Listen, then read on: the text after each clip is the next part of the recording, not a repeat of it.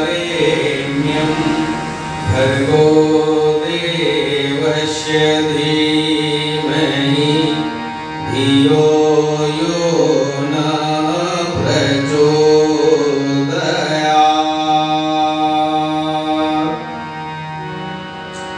गुरुर्ब्रह्मा गुरुर्विष्णु गुरुरेव महेश्वर गुरुरेव परब्रह्म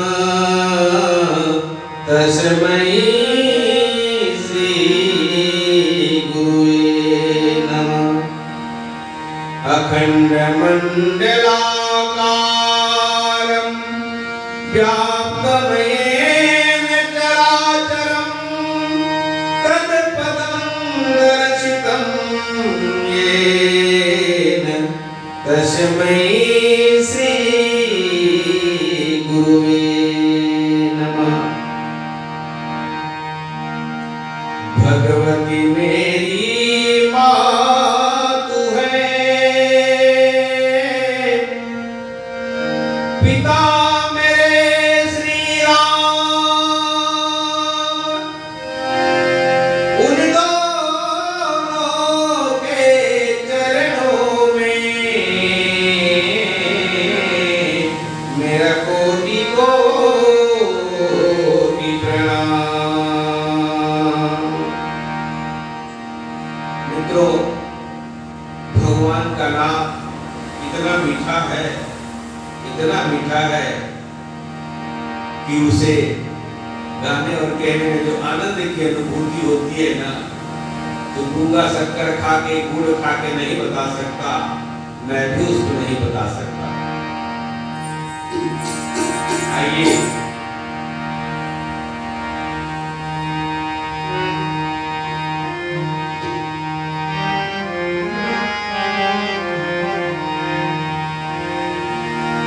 राम नाम अति मीठा, कोई गा के देख ले, आ जाते हैं राम बुला के देख ले, आ जाते हैं राम बुला के देख ले।